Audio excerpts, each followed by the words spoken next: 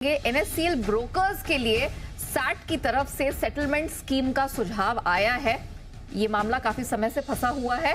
इसकी अब कुछ डेवलपमेंट होती हुई नजर आ रही है। तो इस क्या एग्जैक्टली सुझाव दिया है, कब तक इंप्लीमेंट होता हुआ ये दिखाई देगा और क्या डिटेल्स हैं, जानने के लिए सीधे चलते हैं मेरे सहयोगी ब्रजेश जी के पास। ब्रजेश जी, जरा बताइए पूरी डिटेल। आप इसको बहुत समय से ट्रैक कर रहे हैं और ये मामला ही काफी समय से फंसा हुआ है, तो एग्जैक्टली क्या सुझाव यहाँ पर सैट ने रखा है सभी के सामने, क्या ड्यूरेशन रहेगी, क्या कुछ सुलझता हुआ दिखाई दे रहा है, कितने लोग फंसे हैं इसमें?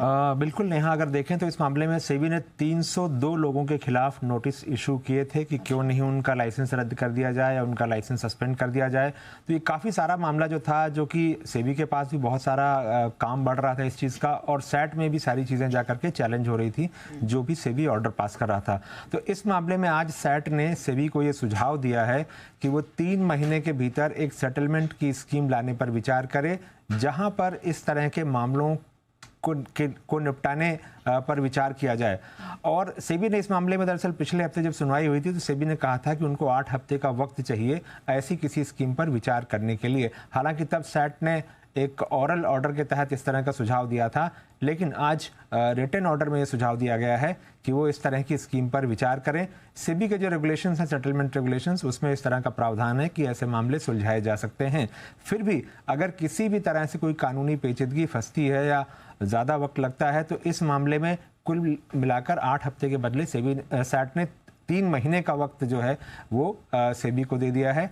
ये भी कहा है कि अगर किसी वजह से ये स्कीम लाना संभव ना हो, किसी भी तरह की कोई दूसरी अड़चन हो, तो उस स्थिति में सारे ब्रोकर्स को जिनके खिलाफ भी सेबी ने नोटिस इशू किया है या जो सैट में अपील करने पहुंचे हैं, उन सारे ब्रोकर्स को सेबी बताएगी कि सेटलमेंट की स्कीम लाना संभव नहीं है। साथ ही उन पर किसी भी तरह की उनको 4 हफ्ते का मौका देगी सेबी। जिस दिन जो ब्रोकर्स को ये नोटिस जाएगा कि सेटलमेंट की स्कीम लाना संभव नहीं है, उसके बाद 4 हफ्ते का मौका जो है दिया जाएगा ब्रोकर्स को, ताकि वो सैट में अपील कर सकें। साथ ही उसी दिन से जो सेबी का ऑर्डर है वो अगले 6 हफ्ते तक अंतरिम आदेश जो था, जिसमें जिन भी मामलों में सैट ने रियायत दी है ब्रोकर्स को सुनवाई के दौरान कि अंतरिम आदेश जारी करके कि उनके खिलाफ और कुछ कार्रवाई ना की जाए, तो वो आदेश भी उस तारीख से, यानी जिस दिन ये बताया जाएगा कि स्कीम लाना संभव नहीं है, उससे 6 हफ्ते तक आगे प्रभावी रहेंगे जो सैट का अंतरिम आदेश होगा। अगर आप देखें इसका बैकग्राउंड, तो मामला जुलाई 2013 में एनएससीएल का मामला सामने आया था और इस वक्त दिसंबर 2023 है।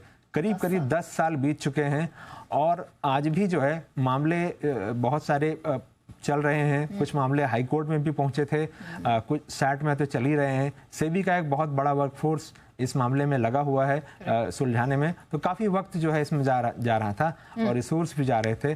और इसीलिए अगर आप देखें, वैसे भी तो सारे ब्रोकर्स के खिलाफ अगर कार्रवाई ही हो जाएगी, एक्शन ही हो जाएगा, तो बाजार में कौन बचेगा, इस तरह की बात भी इंडस्ट्री की तरफ से कही जा रही थी। बिल्कुल, तो ये मामला जल्द से जल्द सुलझे। अब यहाँ पर गाड़ी आप एक तरह से कह सकते हैं थोड़ा आगे बढ़ती हुई दिखाई दे रही है, बट ऑफकोर्स देखना होगा कि ये जो स्कीम है इस पर किस तरह से भी काम करता हुआ दिखाई देता है। ऑफकोर्स किस तरह का सुझाव आता है और कैसी डिटेल्स हैं, ये आगे देखने वाली बात होगी। बहरहाल धन्यवाद ब्रजेश जी, वो पूरी डिटेल और पूरी एक्सप्लेनेशन दर्शकों के